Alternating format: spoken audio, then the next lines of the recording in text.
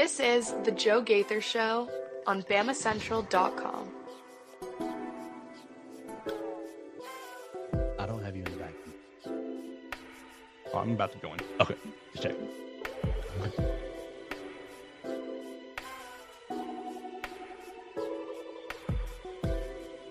Good afternoon, Tuscaloosa. Morning, Tuscaloosa. Internet world, how we doing today on this wonderful Friday? It's Football Friday on the Joe Gaither Show on Bama Central and BamaCentral.com. You guys are checking us out on the Bama Central YouTube channel. You're watching us on my own social media machines at Joe Gaither 6 on Facebook, Twitter, and YouTube, or you're listening to us on Spotify, Apple Podcasts, and on Amazon. We're here for a Football Friday, getting you ready for homecoming right here in Tuscaloosa. Missouri's coming to town, and Alabama is out of mulligans. We're going to be talking about Paul Feinbaum. We're going to be talking about Damien Harris. We're going to obviously pick some games like we do every Friday. We did not pick our three players to watch yesterday as we were joined by Joey Van Zimmeren of Missouri on SI. We appreciate Joey and his time. If you wanted to check that out, you can find it on all the platforms we just mentioned. But we need to pick our three players of the week to watch this week. So we're going to talk about Brady Cook, his status. We'll talk about Paul Feinbaum. We'll talk about three players to watch. And, of course, we will make our picks. But we want to tell you to follow us at Bama Central, at Alabama Crimson Tide on SI. We want to welcome our friends, our co-host Mason Woods. You can follow him at MAWoods_ on the Twitter machine. He had the cover this morning on BamaCentral.com writing Recruiting Rundown. It's going to be a huge week of recruiting. So, Mason, give me about 20 seconds, 30 seconds. What's the biggest thing people need to tease to go read Recruiting Rundown? What are we going to find in there? Well, you know, as we talked about earlier this week, Marshall Pritchett recently flipped from UNC to Alabama. He is going to be in town this weekend. He's already committed to Alabama, but I'm assuming he just wants to get a good look at what homecoming weekend is going to look like. Outside of him, they got two Auburn commits actually going to be in town this weekend. War Eagle? Anquan Fagans and Donovan Starr. So we'll see if maybe they get a flip this weekend. Who knows? Well, we'll see. It's going to be a huge weekend in Tuscaloosa. And to make Football Friday even better, we're going to bring on our friend Hunter DeCiver. You follow him at Hunter DeCiver on the Twitter machine. Oh, man, Mason, I think I might be SOL. I think I might need to get a pair of headphones so that I can listen to him. That just hit me right now. But I'll figure it out. We'll work it out. We'll get that working it. Hunter, good morning. How you doing? I'm doing great. How are you guys? Oh, very good. No, that works fine. That'll be good. Hunter, we had a great time last week on Football Friday, but you were in Knoxville. So before we read our sponsors and before we get into actual segments, golly, give me the 3-minute experience. What was it like in Knoxville watching Tennessee claim victory again?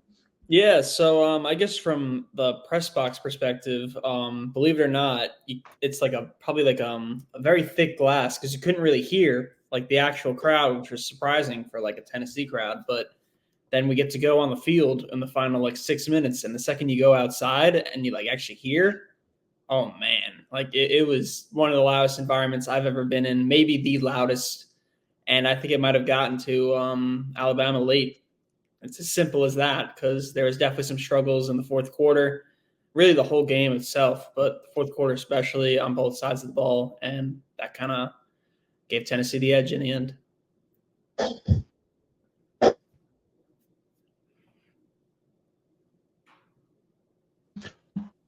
Well, that was a great time, and that was a fun time in Knoxville, I guess. I mean, fun for the neutral, not fun for the Alabama fan. Obviously, losing that rivalry game, and now Alabama is behind the 8 ball. So we're going to talk about Paul Feinbaum and his comments. Most obvious comments in the world. We'll talk about Damien Harris. We'll talk about Brady Cook and his status. We'll pick three players to watch, and then we will pick our games for this week. So before we get into all that, we want to encourage you and remind you that we are live in the Derek Daniels State Farm Studios right here off McFarland Boulevard. You can give them a call at 205-758-3391 for all of your insurance needs, home, life, auto insurance, renter's insurance, really any insurance needs. Derek Daniel can take care of you. Call 205-758-3391. Call and see how much Derek can save you today. So let's get right into it. Mason, you listen to Paul Feinbaum much? I try not to. Well, okay, but you try not to, but it's inevitable. Yes, it comes across my feed daily. It's inevitable. He's a monster. He is a media monster, and he was so gracious to me at SEC Media Day, speaking just for a couple minutes, introducing myself. But Paul Feinbaum, as much as he is the media giant, sometimes he just, I guess it's what we do. Sometimes you just put the obvious. He said yesterday, today, this morning, on some of his media appearances, I guess it was on Get Up. He's here in Tuscaloosa for SEC Nation and for the big weekend. He says Alabama's chances of making the playoffs go out the window with another loss. They will not make the playoffs if they lose another game. Breaking news. Alabama will not make the playoff with 3 losses. Womp, womp, womp. It's insane. I mean, like you said, I guess sometimes you just got to state the obvious, but maybe he was just out of things. Maybe he was out of things to talk about this morning. Like, I mean, good Lord. Man. Hunter, do you think Alabama makes the playoffs with 3 losses? Does anyone in their right mind think Alabama makes the playoffs with 3 losses? No, it's a simple. I mean, in the 14 playoff, you couldn't make it with 2 losses, and in the 12-team playoff, you can, but not with 3 losses. So it's as simple as that. You just can't do it. Yeah, this really is. Well, Hunter, I can't really hear you because all of our audio situations are messed up. So I'm just going to assume you said something very smart. Right there. We're trying to play around in a studio and make it happen with channels and stuff. I'm going to assume you said something very smart right there, and we'll just keep it pushing. Damian Harris, another comment. We talked about this. We talked about this on Tuesday, right? On Wednesday. It was Wednesday before we left that we talked about, that we chatted about Damian Harris, or we chatted about Josh Chapman. Excuse me. We chatted about the disciplinary. That was all the way back to Monday. Yes. Mercy. All right, so Monday happened, and I think I'm gonna figure out that sound right like that. Yeah, I got it. How about that? Yeah, perfect. So Monday happens, and we're all reacting to Josh Chapman. If you pop your headphones out, I think I can hear him through those headphones right there. And Damian Harris goes on his show. He's got a little podcast as well. I'm not quite familiar with the name of it yet, but I know he's getting into it. That's why he started to join CTSN and then did not join CTSN as a sideline reporter. He's got his own little venture, his own little podcast. Damian Harris goes out yesterday and basically rakes Josh Chapman over the coals. Says this is the reason that Alabama was losing. The standard is slipping. The attention to detail, not quite there. Everything that made Alabama is gone. Excuse me. How old are you, Damian? No, look, you're a grown man. I'm just a little older than you, but you know who's older than us? Josh Chapman is like a year older than I am, which makes him maybe 8-ish years older than you are. And that 2009 national championship, was he a freshman? I'm pretty sure he was Josh Chapman was a freshman from Hoover High School at that point. I know that he was in that 08 to 12 range, that 9 to 12 range, where the dynasty was being rebuilt, while the dynasty was being established.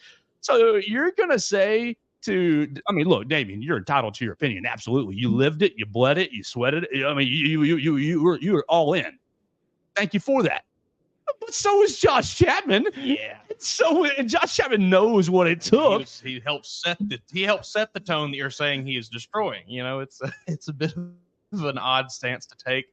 Something else that, that did stand out to me a little bit in the comments that Damian Harris made was how much he really harped on the specifically like smoking the cigar pregame. And me and you talked about this. It was a bad look. He wasn't smoking the cigar. He just had the cigar in his mouth. Like we probably just said, it slipped his mind, popped in his mouth, walking to the locker room. And it made me just think, did Damian Harris even really watch the video, or was he just told about the video? Hunter, you were there, and I think I can hear you now. You were there, and we had Katie down in the bowels with Tony Sakalis and a lot of the reporters getting the film of the guys coming off the bus, and it was Tony who took the photo and said, "Oh, Josh Chapman, cigar in his mouth." What was the reaction to that when everybody got back up into the press box? Because that's just the way it goes. What was the reaction? Was there buzz about the cigar, or was it just? Yeah, just simply put, people were like, if Alabama wins, it's a good look, but if they don't, it's a really, really bad look. And obviously it went the other way. That was really the main takeaway that everyone was kind of talking about. Well, was there any talk about it being bad karma? A little bit. I'd say a little bit. Yeah, I can't really go into further detail because everyone was kind of saying just the same thing that like, oh, like if they lose, Josh Chapman's in trouble with the media, not with the media, but like just with like the rest of the college football world. Like everyone's going to take it way out of context. All right, well, Hunter, you've been covering Alabama this whole year with us, and you're familiar with what Alabama has been over the last going to school here and such. Do you feel like the standard is slipping? Do you think that it's emblematic? The cigar is a symbol of the sliding standard here at Alabama? Oh, that's a loaded question. Oh, well, that's why I'm throwing it to you. All right, I didn't prepare anything for this, but yeah, I mean, like there seems so. This is my first year like on the beat, so I don't know exactly what like everyone like what certain players say every year. But from what I've noticed and from what I've seen from former players is that like they're saying, yeah, the standard is definitely a little bit slipping based on press conferences and from players and coaches. So like they have this all like this go 1-0 mentality kind of thing, and it doesn't seem like former players are buying into it.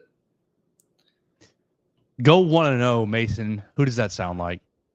I think it sounds like our friends across the state. We got Brian Harson. We're going 1-0 every week. We're trying to go 1-0. Oh, the Husky Harson allegations. Sometimes you're beating them and sometimes you're not. Mm-hmm.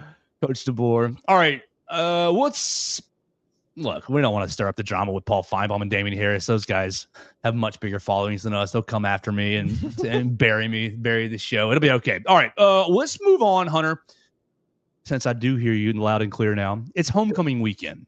Yep. It's homecoming weekend here in Tuscaloosa, and you're a recent graduate. I graduated in 2018, so I'm a little bit more removed. I want to know what your favorite homecoming activity is, and I want to know if the average student, even cares about homecoming. Oh, sure. Yeah, students definitely care about homecoming. I'm not going to say every student goes to it, but a lot of them go to that like bonfire thing the night before where they like, I don't even know, like if it's just like a giant wood tower that they light on fire. It's pretty awesome. I saw them bringing in the pallets yesterday. There you go. Yeah, I mean, I'm probably gonna head over there tonight to see that. That's probably one of my favorites. The parade is cool. However, definitely takes a while. Like you'll be like just sitting like on like University Boulevard, and like the floats may not come for like another like 45 minutes. They're just kind of sitting there, but it's still a fun time overall. Mason, favorite homecoming tradition? Any? Yeah, I didn't. I was not a big homecoming. I mean, I watched the football game. You know, I was there to watch the game. Do you think now? Let's get inside baseball, Hunter. Do you think it's a difference because Mason and I were not part of the Greek life? We were not in fraternities, and that's okay if you are or you're not. But Hunter was, and that's okay that he was. Do you think it's a divide on the Greek lines? Because look, you get the popping, the girls get out there with a sorority, love seeing those. The pops, those boards Extremely are awesome. They are very cool. But then the ladies all participate in the parade and such. Do you think it's more of a if you're Greek, you're into it, and maybe if you're not, you're not? Yeah, I'd say that's definitely a big part of it. Fraternities, those pumping things that they have in front of their houses, fraternities are actually helping them with that.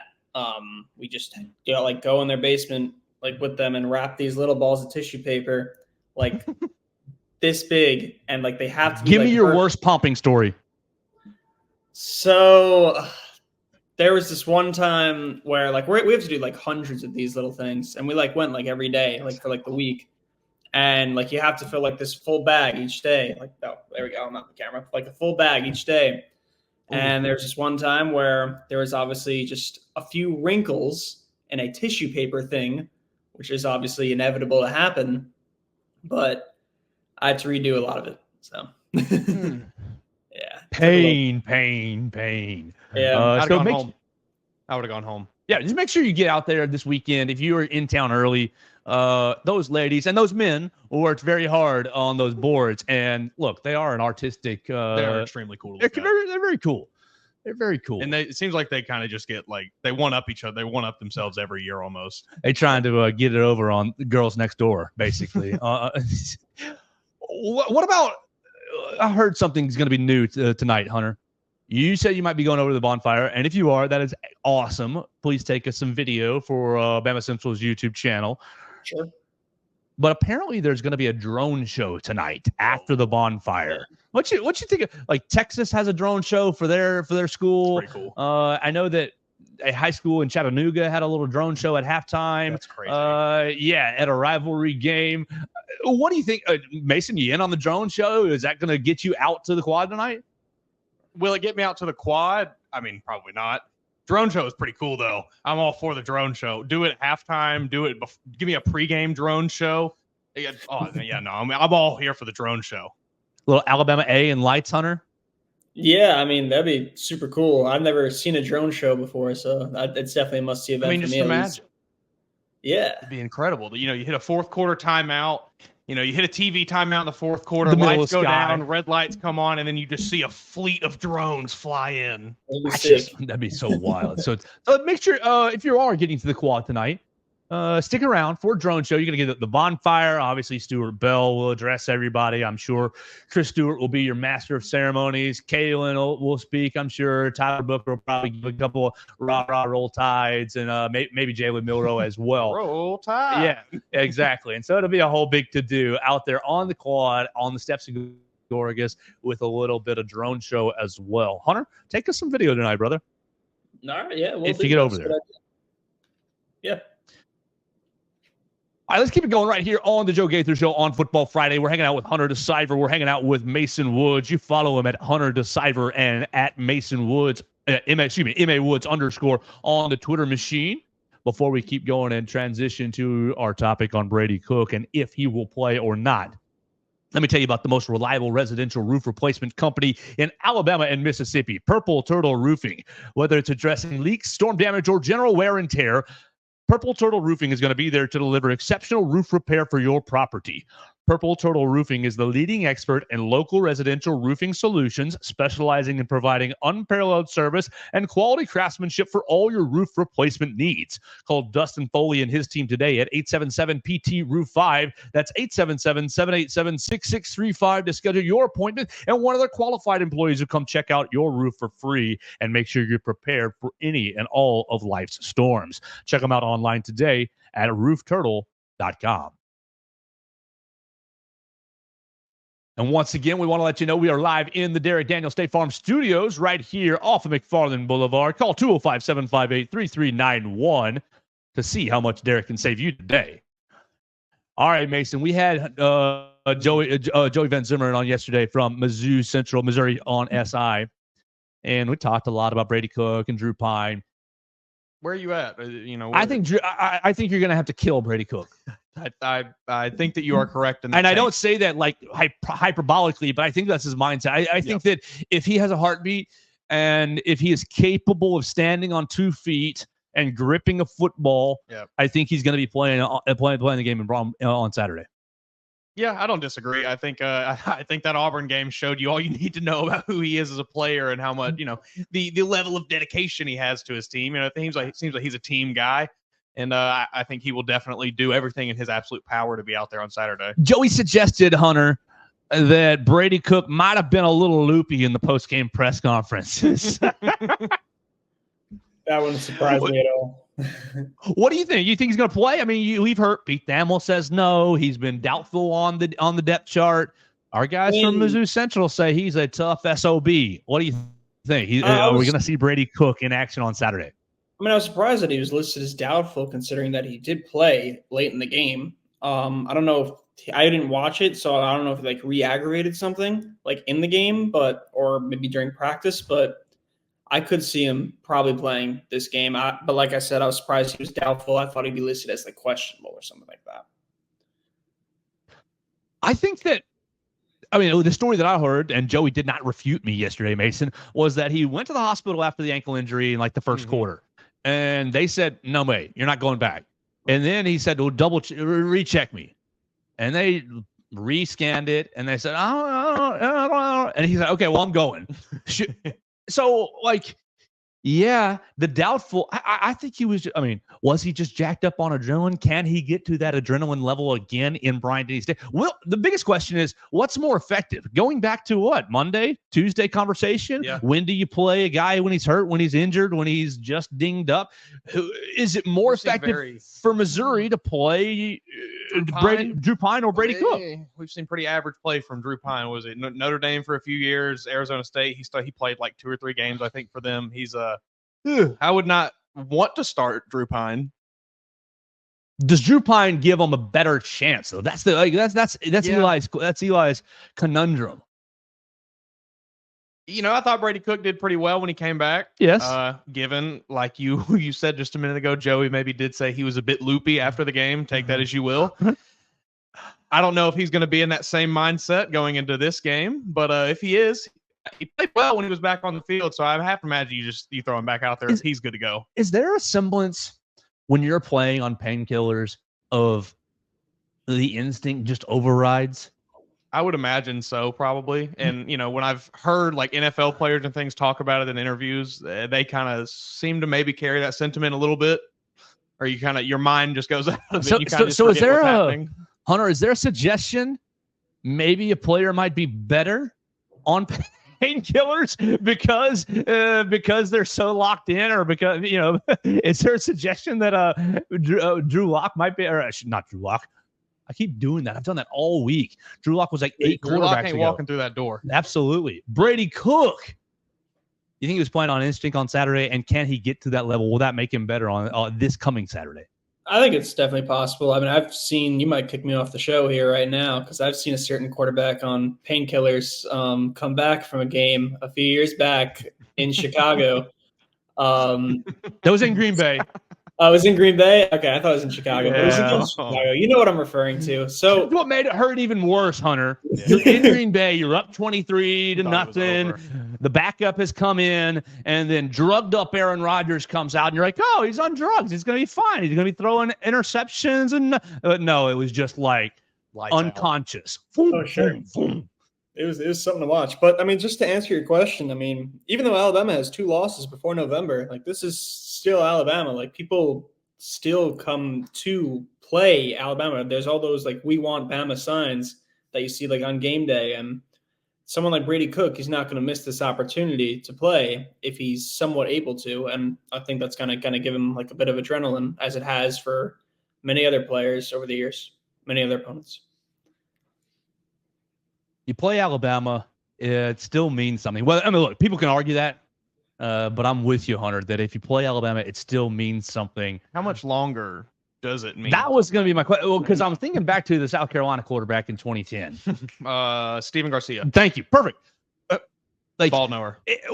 That's exactly the point. If you beat Alabama, you can be obscure Steven Garcia, enjoying the nose candy, having a lot of fun, but people will remember you forever. Yeah. Like, you beat Alabama.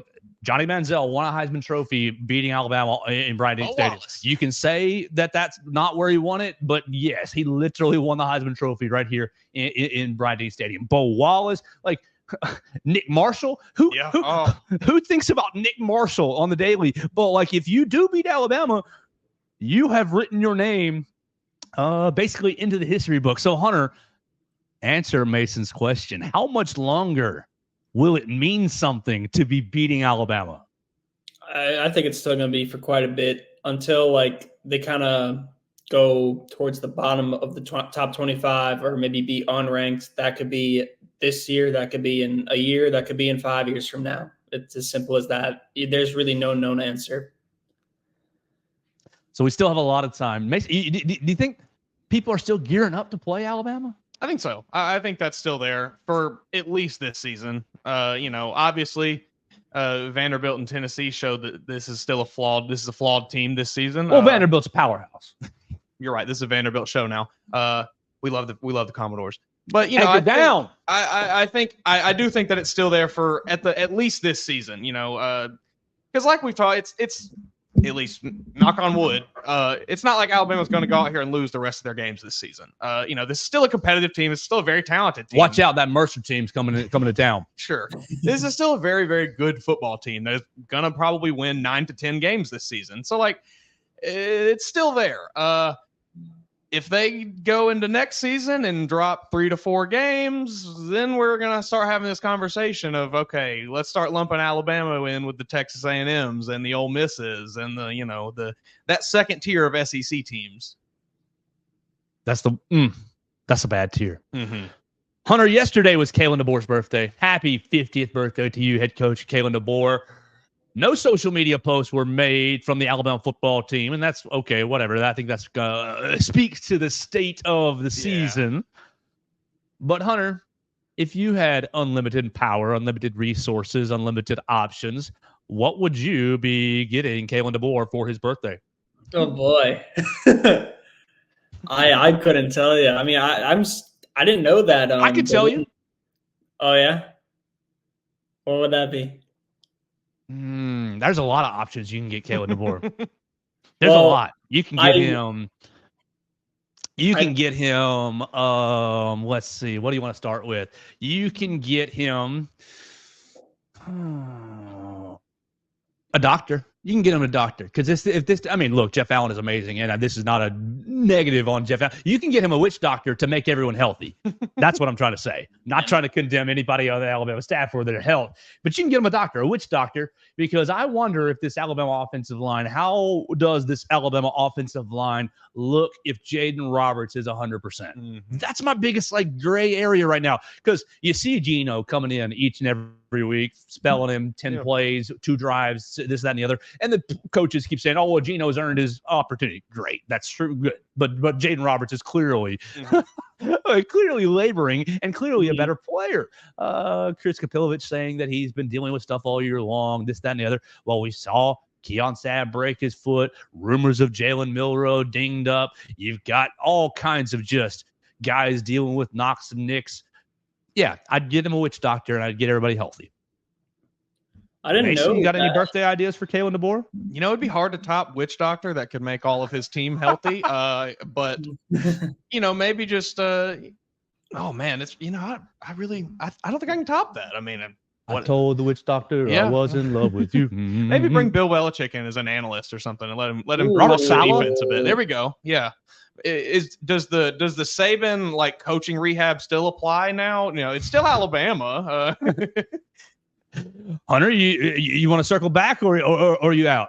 I mean, I didn't know that the social media didn't post for him. That's what I was doing for the last 2 seconds. I was scrolling, but on every single thing. I mean, I don't know how I feel about that. I think it's a good move to not post. You know why, Hunter? Yeah.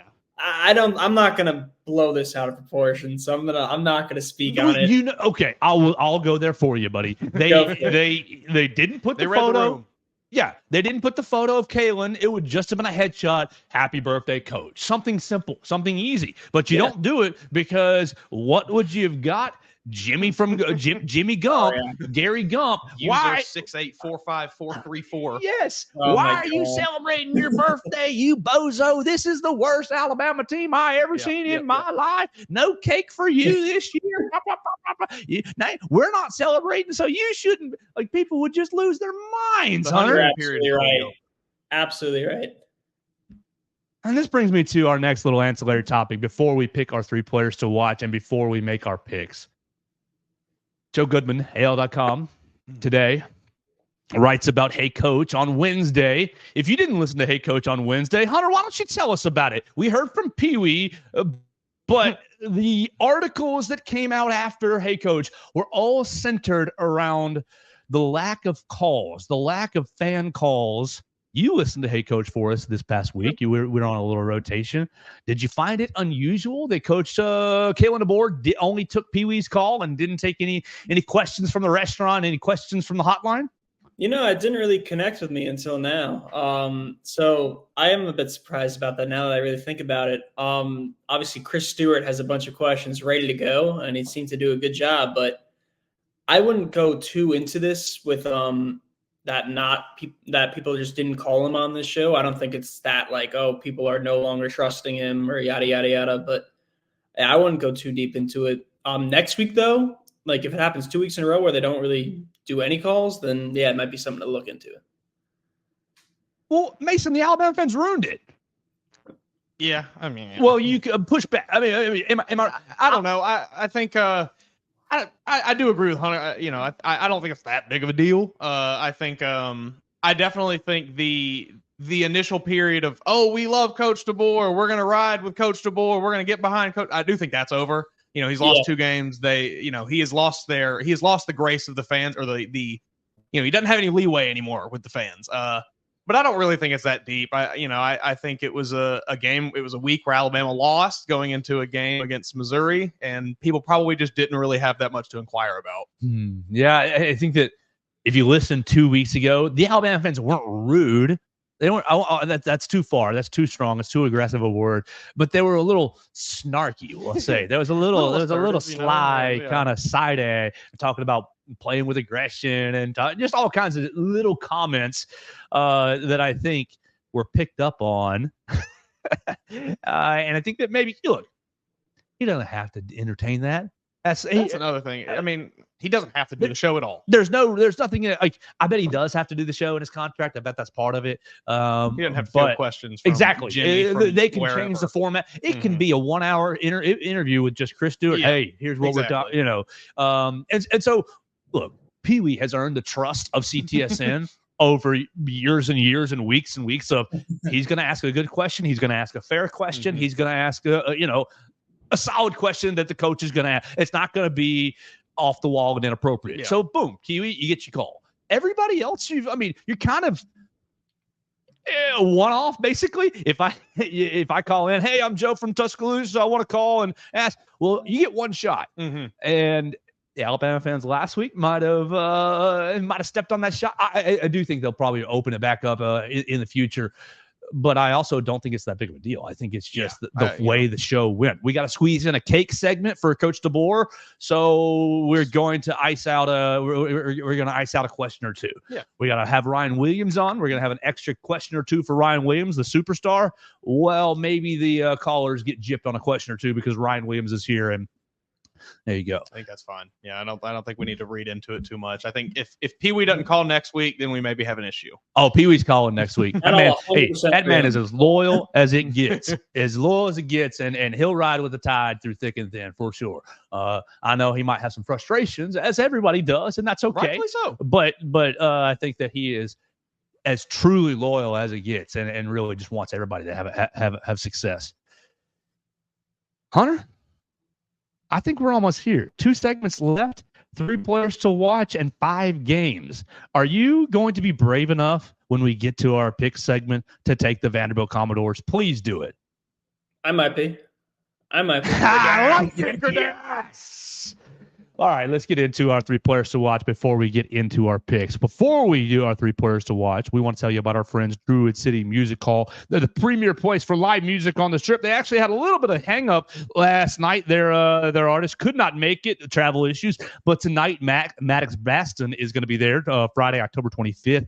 And then your next available show, tickets next Saturday, Ashley Cook, Saturday, November 2nd, at country music superstar Ashley Cook on the rise. You can see her at Druid City Music Hall next Saturday. Go online at druidcitymusichall.com/shows. You can get your tickets right there and check out their entire lineup online. And, of course, we want to once again remind you we are live in the Derek Daniel State Farm Studios. You can call Red, Reese, or Victoria, Derek's employees, for all your home, life, and auto insurance needs. Call 205-758-3391. Call and see how much Derek can save you today. Mason, we've been not doing well lately with our 3 players to watch. Well, sort of. I mean, I picked Ryan Williams last week, 18 targets and a pretty decent little game. I picked Quay Roos. Yeah, please. Is it really a decent game when you get targeted 20 times and you catch like half of them? Well, when half the throws are outside the okay, I'll give you that. All right. But I think we maybe have to weigh that good game a little bit. He was the only person they threw the ball to. Oh, dang, I was trying to give myself one win. You're going to take my win away? I might have to. Oh, okay. I picked Deontay Lawson as well. Really, not really. I mean, he was out there. Yeah, he didn't play bad. Right. And I picked Clay Russaw as well. Okay, great. So 0 for 3? I'll give you a half for Ryan Williams. Oh, shoot. Okay, 0 for 3. Oh, my man. Oh, you can got comment. a winner this weekend. You can comment. We just had a comment come in on Facebook. Miss Julene Lee. Hey, Joe Gaither, roll tide and roll on. We love you, Julene. Thank you so much for watching. We miss you so much. You can comment on Facebook, Twitter, and YouTube like Julene, and we'll pop it up and respond to it. So 1 for 3? Half out of 3? Oh, that's a bad score. I can't give you a full point. Okay, Hunter. Will you go first with your first player to watch? Yeah. I know I didn't prepare you for this, but we've been teasing it for the last 35 minutes, so surely you've been thinking about a player or two. Yeah, no, I mean, I hate to pick the most obvious choice here, but it has to be said. It's got to be Jalen Milroe for sure. Last week was not his best performance at all. Maybe one of the lowest on his all-time scale for Alabama. So I think he really, really, really needs a rebound against Mizzou. I mean, he was without a doubt the most critiqued player last week. It's not even a question. And then there was this whole thing about, was he banged up? Was there an injury issue? And Kalen DeBoer pretty much shot that down. Milroe was not listed on the initial injury report on Wednesday. So he should be healthy and good to go. And against another ranked team at home, where Alabama's at home, I think he really needs to take advantage. So he's the first player I'm going to pick here. I think Jalen Milroe is a good place to go. I think, while it might be the obvious pick, like you said, I think he absolutely has to have a bounce back game this week, or else things are really going to start looking bad for him. I'm gonna stick with the offense. I'm gonna go with Jeremy Bernard. I think he's continued to kind of turn it on the last few weeks. Last week he didn't have quite as big of a game as maybe I had hoped he would, but I think he's a player that, especially with all the talk about over targeting Ryan Williams, all the discussion about trying to force Ryan Williams the ball, I think maybe he gets more involved this week. Oh man, okay, we'll make it 3. The first 3 picks will all be offense. Maybe it's just because I want it so bad. Jam Miller, I think the team needs it for morale. Yes, you need to create balance. Yeah. You need to take pressure off of Jalen. Like, you cannot ask him to throw it 47 times, period. I love Jalen. That's not the kind of quarterback he is. He will never be that. Like, I am a big-time Jalen Milroe defender. I am. But he will never be that. And he can be extremely, extremely good if you don't ask him to do that. Yes, he can be a nightmare. We've seen him be that nightmare. But you have to have something else to lean on, or else it just becomes too much for him. So, Jam Miller, buddy, I know that he is the effort is there, but the opportunities have just Nick Sheridan. Dear Lord, please talk to Nick Sheridan tonight. I don't know what it's going to take. Run through somebody's face. Exactly. Here's my theory, Mason.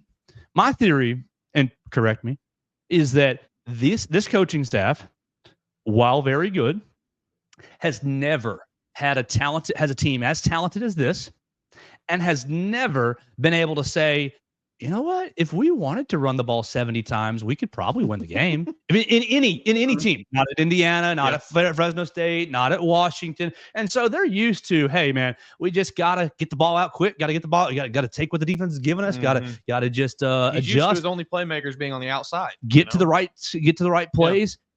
Yeah. I think that they, again, just a theory from a person who has never coached a game, who has never called a play.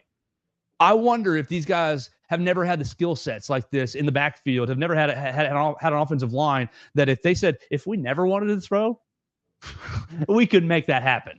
Now, that's extreme, obviously. Extreme for the sake of making a point. You got to get back to Jam. You got to get one of them. I don't care if it's Justice. It doesn't matter if it's Richard Young. It does. Pick one, coach. Get somebody going. Pick one and just say, hey, buddy, you ready to hammer today? Because it's going to be your day.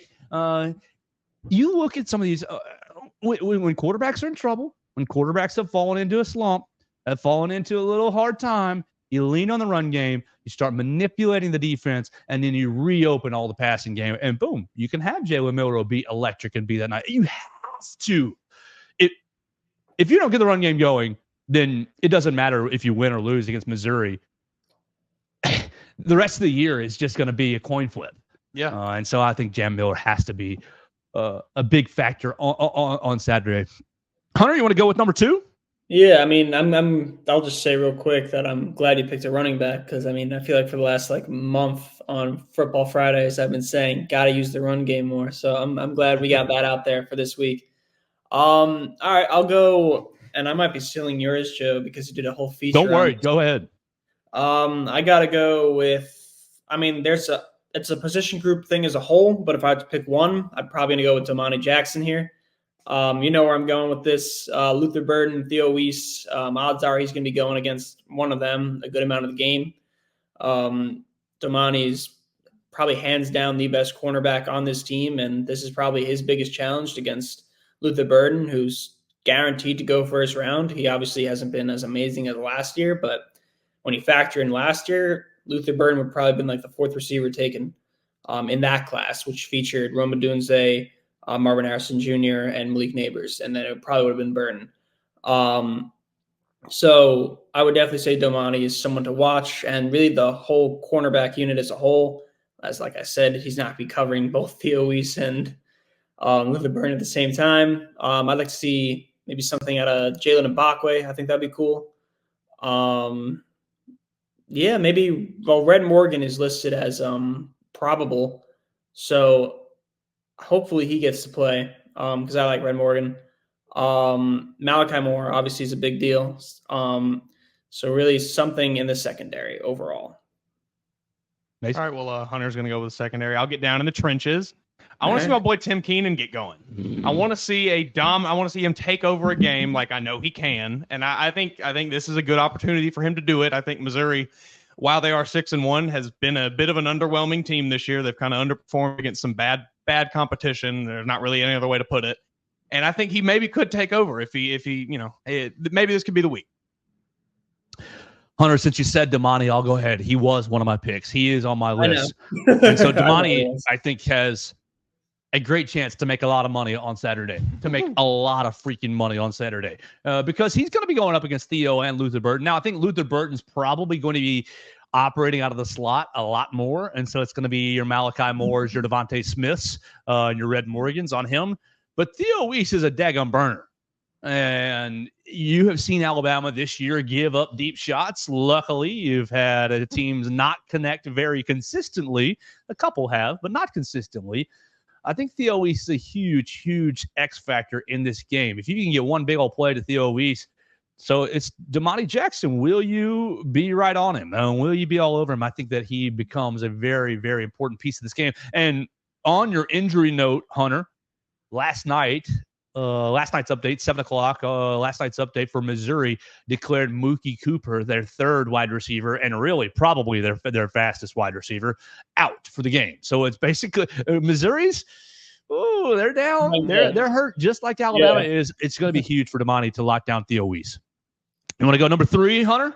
Yeah, sure. I think I'm going to go with another defensive player here. I sound like a broken record, kind of like how every week I say that Alabama needs to get the run game going. I also say that they got to find a way to defend the short gains that are kind of in like the middle of the field. So with that, I'm probably going to go with Deontay Lawson here. I know Mizzou's running back room is a little banged up at the moment. I know their starting running back. I don't think he's going to play. But still, they got to make sure the gains that are short be really short and get off the field on third down. I'm gonna go back to the receiver room here, and maybe this is just my own personal kind of hope that this happens. But I'd like to see Kendrick Law have a bit of a bounce back week. I think a lot of people are pretty angry with him. It. I think he needs. Yeah, I think people are not very happy with him after last week. And if he goes out and has a big time performance, he's right back in the graces of Bama fans again. He really needs it. That was from a veteran too. Yeah, really not good last week at the end of the game for Kendrick Law, and maybe he uses that to bounce back. My third one, I'm taking our newest starter, Brayson Hubbard, still going in the secondary. I think Brayson's going to be bringing the wood this week.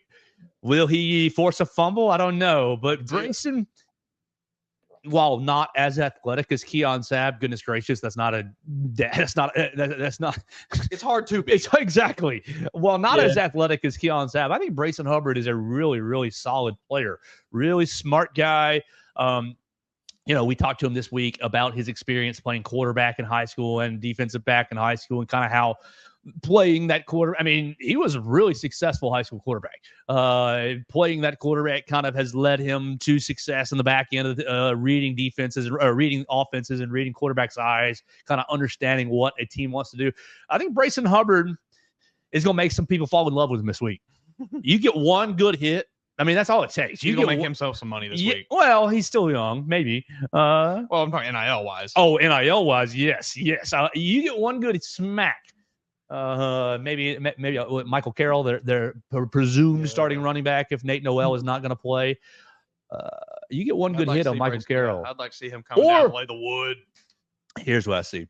They got that tight end, 6'6", 250 or whatever, Brett Nortfleet, monster, coming up the seam, looking for a ball, and Brayson Hubbard just lays him out. Hey, take that targeting penalty. It's fine, brother. Take the targeting and just lay the wood and set the tone. Oh, yeah, that would be beautiful. Bama fans would instantly fall in love with him. If they're not already in love with him, let's be honest.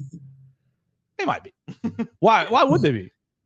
He's a good player. He plays the game the right way. He's first guy in, last guy out. Really, I don't have a daughter, but probably kind of guy that I'd let my daughter date. He's a heck of a player. Absolutely. Let's make our picks as we rounded out Football Friday. We've had a lot of fun in the Derry Daniel State Farm studio with our friends Mason Woods and Hunter DeCiver. You're following them at @MAWoods_. You're following Hunter at Hunter DeCiver on the Twitter machine. Following all of our work at Alabama Crimson Tide on SI. We appreciate everybody who's watching us on the Bama Central YouTube channel or my own social media machines. Subscribe, rate, and review the show on Spotify, Apple Podcast, or Amazon. We're live in the Derry Daniel State Farm studios. Call 205-758-3391. Call and see how much Derek can save you today. Hunter, I've only got 5 games on my sheet this week. Kind of a weird week. I didn't throw all the SEC games on there like usual. Maybe I should. We'll see if there's any other intriguing SEC games. I've got all the ranked matchups, and there's only 5 of them. We'll obviously put the Alabama game last, but let's start. Let me pull my SEC tab. Let's start first with Illinois. 11 a.m. Yeah, let's start with that. 11 a.m. Number 12 Notre Dame is at number 24 Navy. Navy is still rolling people. But are you playing NCAA 25? I'm not. No. But I'm keeping up with just the happenings. Navy is still rated lower than who? Florida State in this game. Now, look, we love the Florida State program, the Criminals. They're great program, but you've had a terrible year, and we're doing dynamic updates. Navy needs to be at least one number higher than Florida State. On that same note, really quick, do you see Tennessee's defense is only, I think, a 78? That's a crime. A travesty. That's one of the best defenses in the country. That's a crime. So why don't you start? Why don't you start for us, Mason? Notre Dame, number 12, is at Navy. Notre Dame is a 13.5-point favorite. 11 a.m. on ESPN, ABC.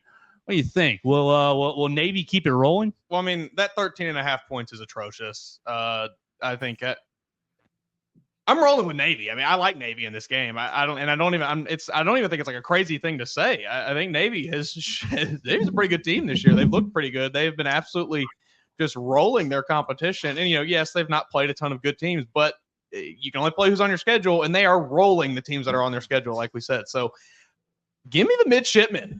I'm rolling with Navy.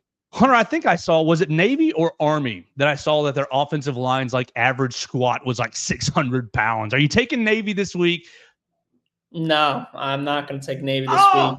The Cinderella run, it's got to end at some point. I think it goes against Marcus Freeman here. Notre Dame seems to be back on the right track after the Northern Illinois loss a few weeks ago. And I think that they're just going to continue that and kind of end the midshipmen's great start. All right. Well, I will. I'll be brave as well. I'm taking Navy just for the fun of it. For the fun of it. And I know that's going to for the chaos. We got to root for Navy, Army, undefeated, play 2 weeks in a row. Somebody's got to go. One of those teams. Look, you get Navy or Army in the 12-team playoff. If Alabama's out, I'm not super patriot here. That's what I'm rooting for. But yes, 1,000%. Yes, 1,000%. If Alabama is out and a service academy is in, that would be the greatest story maybe in the history of college football at this point. I mean, come on, let's be honest here. I can't. I'm sitting here racking my brain trying to think of something that would be more insane than a service academy winning a national championship in the year of our Lord 2024. That would be preposterous. Wild. Absolutely There's wild. no way. Yeah. Let's keep rolling here. Illinois is at Oregon, a Big Ten conference game between Illinois and Oregon. That feels disgusting to say. The Oregon Ducks are a 22-point favorite. Number 1 Oregon Ducks. Hunter to Siver. Will the Ducks crumble under the weight of their number 1 ranking? No. I think Illinois had a really good start. I've definitely been impressed with their start to the season overall. I did not expect them to be ranked, especially at this stage of the season. We're a little more than halfway through. But Oregon was my national championship pick back in August. And right now I'm almost like kind of glad that they're number 1 because of that. But I was definitely a little concerned earlier in the season because they were barely winning games. They almost lost to Boise State. Obviously, it's a very good program, but still, they almost lost. The week before, I know they were in a close battle, but they seem to have it all figured out now, and I think they're just going to continue to roll I don't remember when the last time they were a number 1 overall team. Was it like Mariota a year or like? I would have to think it was been then. Yeah, so it's been a minute. So I think they really want to hold on to it. Although we have seen number 1s go down this year. Yeah, I think I agree. Oregon, I like the Illinois story. I like Brett Bielema a lot. I think he's fun there. I think he's kind of found his niche in the Big Ten. But yeah, I think unfortunately the Ducks are going to keep rolling. Well, unfortunately, I like Oregon, but they're going to keep rolling this week. Why'd you ever leave Wisconsin, Brett Bielema? That was your home. You went to Arkansas, to bigger and better pastures. Big Ten is your home. I will take Oregon to win, but I'm going to take Illinois to cover this 22 points. I think that they will. I think they'll play them pretty close. And while Oregon, their talent will shine through towards the end. And you look at Oregon's roster, NIL-wise, it's Oregon and Ohio State with like $20 million rosters. You better be performing with Dan Lanning. I think they will win, but I'm going to say Illinois plays well enough to cover. We'll dip into the SEC, the game we teased a segment ago. Hunter to Siver, number 5 Texas against number 25 Vanderbilt. The Longhorns are an 18.5-point favorite. Will Steve Sarkisian, Quinn Ewers, and company bounce back against the Commodores? Yeah, I think I said like maybe for Vanderbilt, like pulling off the upset, but nah, I don't think they're gonna do it. Kind of like Navy, I think Vanderbilt's really good run, of at least now being ranked. It might end after 1 week here. One thing, so that's just real simple, but just one question I have for you guys. So when Alabama was there a couple weeks ago, 90% of the fans were Alabama, but now that Vanderbilt is ranked and it's against a top 5 program, what do we think the percentages are going to be for the crowd here? 60-40. Vanderbilt still has about 40%. Okay, so Vanderbilt's on the lower end. Okay. Yeah, I think the Texas fans will still fill the stadium, but there will be more black and gold. I think there will be a noticeable uptick in black and gold, but they're still not going to pack it out. I think Vanderbilt, if they win, next home game sold out. Oh sure, yeah. And they're gonna win. Yeah, Commodores. I love Diego Pavia. I think Quinn Ewers, Arch Manning, they're both in this weird quarterback purgatory where Steve Sarkisian in a panic mode benches Quinn Ewers, then he puts Arch in, then comes back out of the second half, puts Quinn Ewers back in. It was a disaster. I think that team is in a bad way right now. I think they had extremely high expectations going into this year, bought into a lot of the Kool-Aid that people were mixing up about the Texas Longhorns. This is ripe for a Texas upset, I think. Give me the Commodores. Yes, exactly. What kind of team do you not want to play after you have taken a debilitating loss? And let's not oversell the SEC boys. They thought that Georgia was going to come in and that they were going to smack the bleep out of Georgia and win. But otherwise, look, when the bully gets bullied, what happens this week? Because you go to Nashville, and yes, on paper, you should beat the brakes off of Vanderbilt. You should. But Vanderbilt, you've seen them all year long. Exactly. The belief is just so strong. And the Clark Lee and his team said, They will drag you into the pain cave. Yes. They will take you into the pain cave and say, we will stay here longer than you. The pain cave. Like, we are in the deep end and we will tread water longer than you and we will drown you. And that's exactly the team you don't want to play after a loss where you're looking to bounce it back. Because this team, like, even if you have one mistake and Vanderbilt's up 3-0, like, the momentum is just creeping. I think Vanderbilt wins. I think Vanderbilt wins in ugly fashion, like just like they did against Alabama. That's what I'm seeing. Absolutely. Wow. And maybe I'm crazy. Maybe that's just the I know I'm a little bit crazy. The footballness in me, and maybe that's just what I'm hoping to see. But I think that this is not who you want to be playing, looking to bounce back. Objectively, this is a spot Texas does not want to be in. All right. So let's keep going here. LSU is at Texas A&M. Biggest game in the SEC this week. This one's interesting. Number 8 LSU against number 14 Texas A&M. Both teams undefeated in the SEC. So winner goes into number 1. Sole possession of number 1. Texas A&M is a 1-point favorite. And they're wearing the blackout uniforms. That's very important. The uniforms look incredible. Both uniforms look incredible. Both teams are on, a 6-game winning streak after losing their very first game. Under Siver, who moves into first place? Yeah, this is a really fun one. I mean, if it weren't for Indiana being really good all of a sudden, I know the QB's probably going to be out for this one. But if it weren't for them being good all of a sudden, College Game Day would definitely be at Texas A&M right now in College Station. But that's not the case, obviously. However, I think the game itself, this is easily the best game of the week, in my opinion. And I'm going to have Texas A&M winning a close battle here. I really like what Mike Elko's doing. I feel like Jimbo Fisher would not win any of these big games at all. And Mike Elko is already seeming to get on that track. And I think he's going to win again against Brian Kelly. Hunter hit the nail on the head. Texas A&M is winning a close game here. Late field goal. I'm thinking, we're maybe 31-28 kind of deal. Ooh. This has got Mike Elko's signature win written all over it. I think a lot of people don't respect Brian Kelly. I don't respect Brian Kelly. Okay, perfect. And I think a lot of people aren't quite familiar with Mike Elko. Maybe, the Duke days or whatnot. Mm-hmm. Now he's at A&M. I think if you want to see a coaching chess match, I cannot wait. I hope we're out of Brian. Brian Kelly's a great coach. I hope that we are out of Bryant-Denny Stadium and done by the time. We're not going to be, and that's fine. But I cannot wait to see back and forth, adjustments. I think Hunter's exactly right. It's going to be a very close game. 1-point line for a reason. I'll take Texas A&M by about 3. I'll take them all. I'll take them with the spread. And really, I'm pulling for A&M for the fact I want to see A&M and Texas play on Thanksgiving night, and the winner goes to the SEC championship, and the loser is out. And I want to look. You guys all know me. I have affinity for Texas. Big brand guy kind of guy.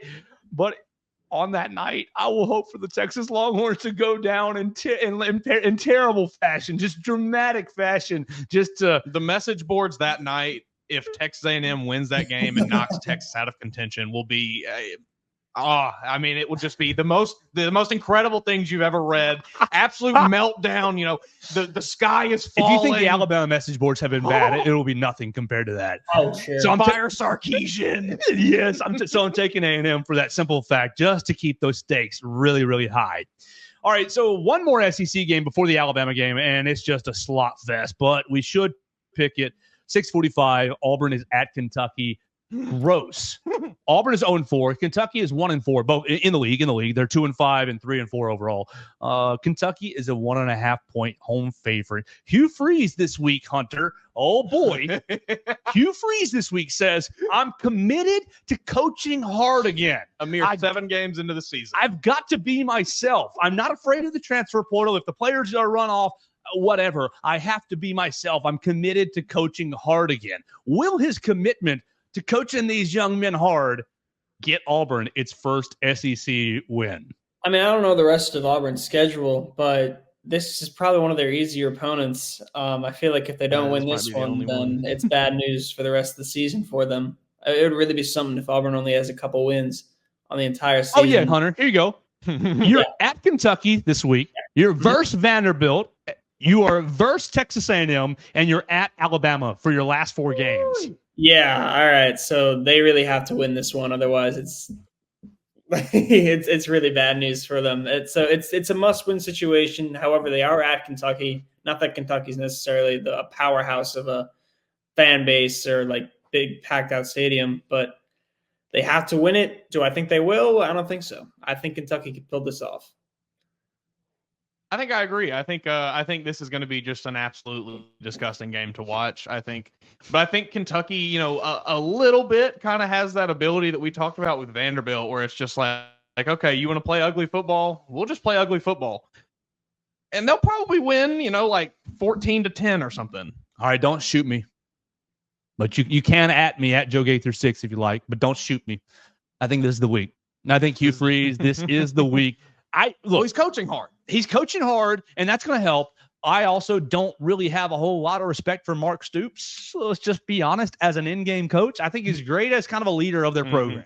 But as an in-game coach, I think he's kind of lacking a little bit. And I think Hugh Freeze, look, they've been up in the fourth quarter several times this year. True. Several times this year. They don't know how to win, though. You just got to close it out. And so I think this week is going to be the week that the Auburn Tigers get their first SEC win. Let's close this bad boy out. We appreciate everybody checking us out on Football Friday on the Joe Gaither Show on Bama Central and BamaCentral.com. Checking us out on the Bama Central YouTube channel or on our own social media machines at Joe Gaither 6. We're finishing up with homecoming. 2:30 on Saturday. ABC, number 21 Missouri, comes into Bryant-Denny Stadium to take on number 15 Alabama. Alabama is an 18-point favorite currently. It opened at 14. Yikes.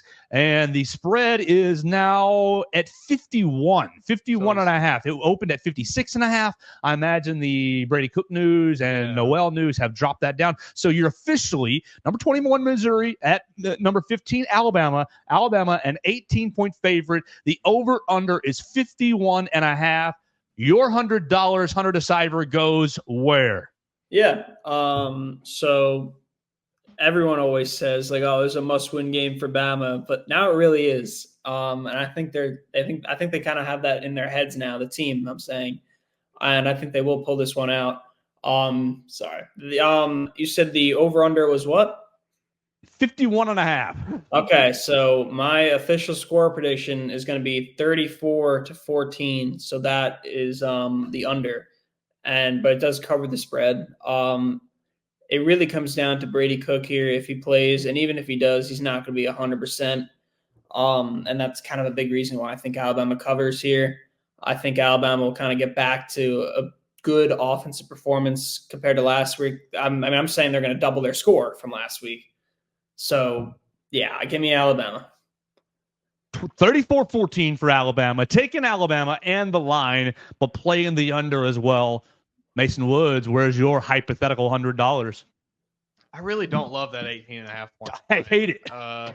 That being said, I do think Hunter makes a very good point that a Drew Pine taking the field is pretty bad, and then an injured Brady Cook, how good can it really be?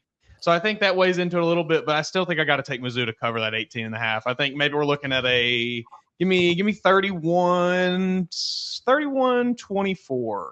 I think it's a relatively close game. I think Missouri maybe scores late to make it look a little closer than it actually is, but Tide wins. All right, Hunter is playing Missouri plus 18 and the over.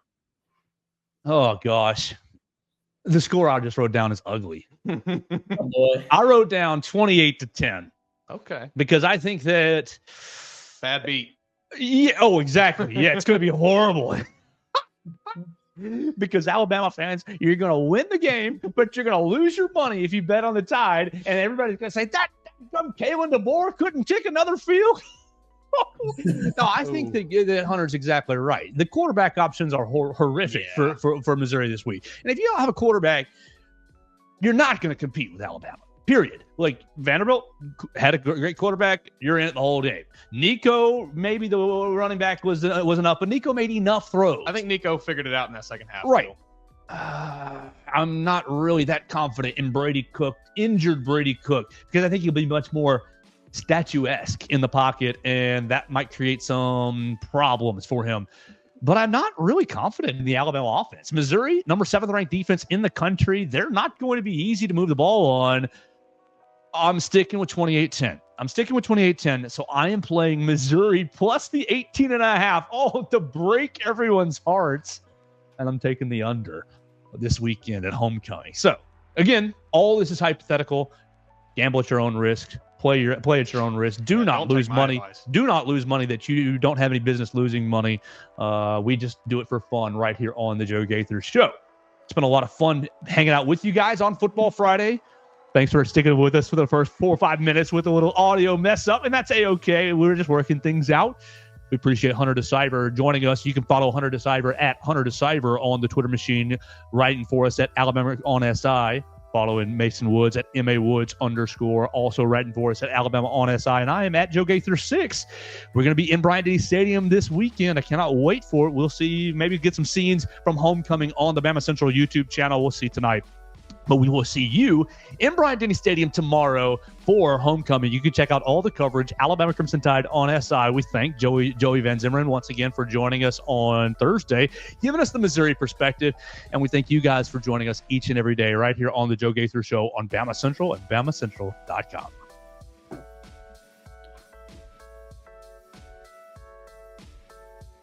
Thanks for joining us on today's edition of the Joe Gaither Show on Bama Central. Keep up with Joe on all his social media pages at Joe Gaither 6.